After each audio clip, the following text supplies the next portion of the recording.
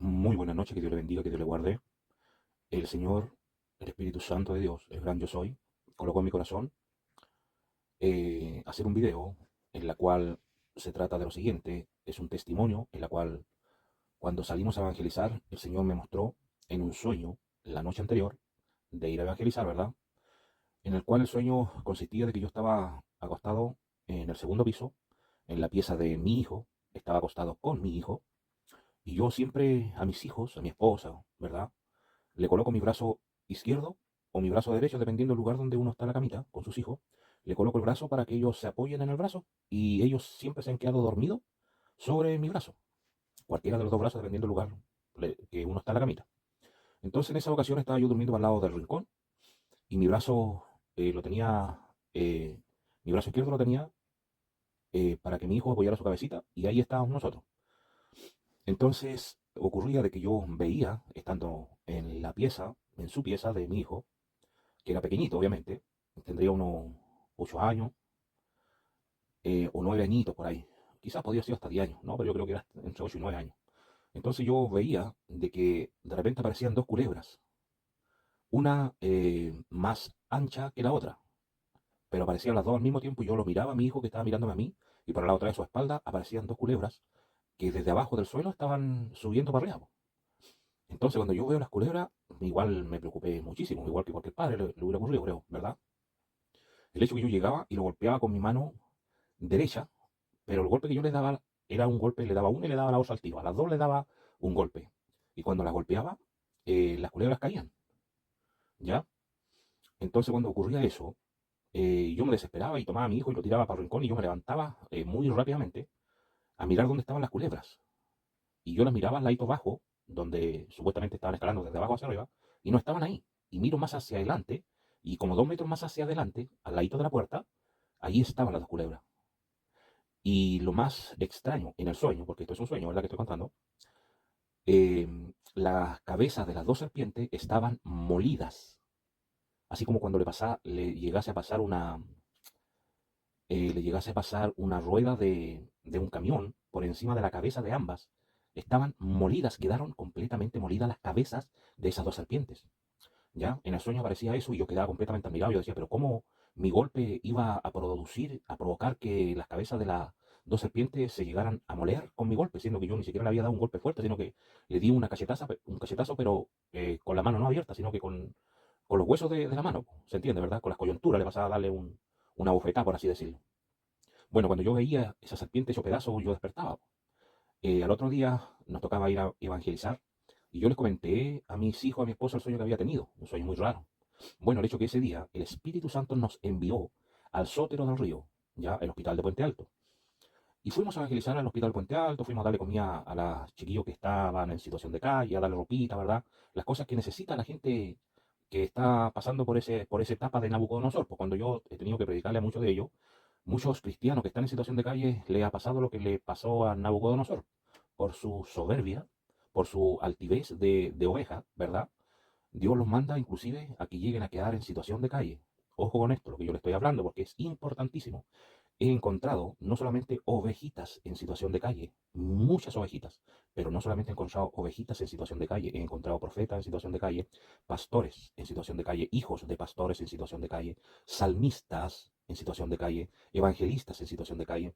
Lo único que no he encontrado hasta el momento, alguien que me diga que sea un apóstol, ¿ya? Pero todas las demás integrantes sí he encontrado en situación de calle. Así como también he encontrado ovejitas, ¿verdad? Que siendo ovejitas se enriquecieron muchísimo. Dueños de flota de camiones, dueños de flota de micros, ¿verdad? Gente muy pudiente, gente muy rica en su momento, llegó a tener mucha riqueza, pero ahí en situación de calle. Entonces, llegar a situación de calle, amigo y amiga, eh, es algo que la gente o el ser humano no está del todo, ¿cómo expresarlo? No está del todo libre. ¿Por qué? Porque si se llegan a enaltecer como Nabucodonosor, es posible que Dios le coloque un espíritu, ¿verdad?, de locura, en lo cual ellos se crean animales y andan comiendo pasto como los bueyes, ¿verdad? Pero en este caso, la gente llega a situación de calle también por su soberbia. Y, y bueno, que quería expresarle esta situación, ¿ya? Dentro de eso, dentro de la cooperación que nosotros le llevamos siempre a los chiquillos, me acuerdo que cuando llegamos nosotros al río, mi esposa y mis hijos fueron a hacer lo que siempre van a hacer? Pues fueron delante, fueron a mirar, a reconocer el terreno, a mirar a las personas a las cuales necesitaban ayuda. Y recuerdo que yo me quedé al último atrás ese día.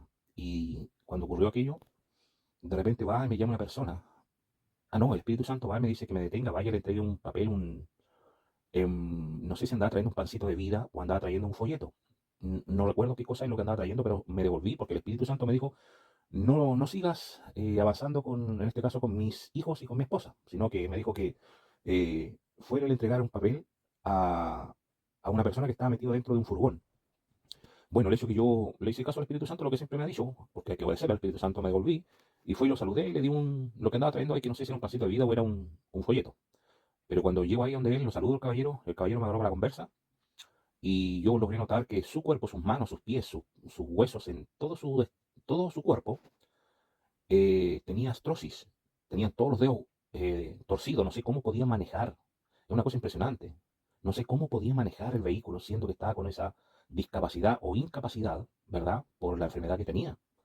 El hecho de que el caballero me pidió que orara por él y recuerdo que yo antes de orar por las personas, siempre le predico antes la palabra de Dios, po, ¿ya? Y en esta ocasión no fue la excepción. Y le comencé a predicar la palabra de Dios, y cuando ya estaba terminando de predicar la palabra de Dios, aunque obviamente no son más de 15 minutos que uno le predica, igual es cortito el tiempo, 12 minutos, 10 minutos, el hecho que yo ya estaba terminando de predicar la palabra al caballero que estaba solito, y de repente llega su pareja era evangélica, ¿ya? Y llega su pareja, que era una mujer evangélica, que se había metido en el matrimonio de este caballero, ¿ya? Y estaba viviendo con este caballero, era su pareja. Entonces, ¿por qué recalco que era evangélica? Porque, chuta, o somos hijos de Dios, o somos trigo, ¿verdad? O somos cizaña. En este caso, como evangélica, nos daba muy buen testimonio de lo que había hecho. Bueno, el hecho de que cuando ya terminé de predicar la palabra, el caballero lo único que quería y esperaba, y me pedía con sus ojitos que por favor orara por él, que no se me vaya a olvidar orar por él. Entonces, cuando yo terminé de predicar la palabra al caballero y la señora alcanzó a agarrar la última parte de la palabra, yo me coloco a orar por este caballero y la señora se oponía a que yo ore por el caballero. Se oponía, pero de una forma muy agresiva con palabras. Y yo le dije al hombre, como esposo, como cabeza del hogar, que tiene que ponerse los pantalones, ¿verdad? No va a dejar que su mujer le domine en el sentido si él quería que ore por él, que no se lo impidiera. Entonces yo le volví a preguntar, le pregunté como 6 veces y la tercera vez él me dijo ya con voz con autoridad, dijo, sí, yo quiero que ores por mí. Entonces cuando yo vi esa autoridad que tiene que tener todo varón, ¿verdad? La mujer se quedó callada y comienzo a orar por él, reprendí toda cadena, ¿verdad?, de opresión que estaba la vida sobre la vida de él, quebré todo yugo en el nombre del Señor Jesucristo. Sabemos de que todo esto lo hace el Espíritu Santo, pero nosotros tenemos la autoridad, tenemos el poder en la boca para desatar todo ese tipo de influencia diabólica que está sobre la persona, ¿verdad? En este caso fue de esa forma. Oré fervientemente y eché fuera todo espíritu inmundo que estaba tomando dominio de su vida para que le estén enchucando todos sus huesitos. Yo pensé en mi corazón, yo dije, capaz que Dios haga un milagro que mismo le enderece todos los huesos de un viaje. Pero me percaté de que en el momento que yo oraba, empecé a orar fervientemente, la señora que estaba dentro del vehículo empezó a saltar en el espacio de al lado delante, pues, del copiloto. Empezó a saltar, empezó a revolver, a revolcarse en el asiento. Era una cosa impresionante. Si uno hubiera estado ahí mirando, era una locura que estaba ocurriendo, ¿verdad? Entonces, mientras yo oraba fervientemente, la señora hasta gritó, su pareja hasta gritó. Yo en mi corazón me quedé con que la señora le había hecho brujería. Entonces, de repente yo quedé así como muy admirado porque la palabra de Dios dice que eh, una mujer, Dios le llama bruja a las mujeres que se meten con los maridos casados. Bíblicamente Dios llama hechiceras a las mujeres que se meten con los maridos que están casados. Y esta señora era evangélica. Entonces, lo que a mí me dio a notar, Dios por lo menos dentro de su palabra, dentro del conocimiento que nos ha dado, que aquí no importa la religión que la persona siga, o sea, en el sentido de que por muy cristiano o cristiana que dice ser, hay que demostrarlo con los hechos. Entonces ocurrió esa situación y yo quería contársela en el nombre del Señor Jesucristo porque sé que por algo el Señor me hizo que se las cuente. Así es que Dios les bendiga, que Dios les guarde y que esto les sirva para todo aquel que escuche. Amén. Un abrazo y bendiciones. Chau, chau.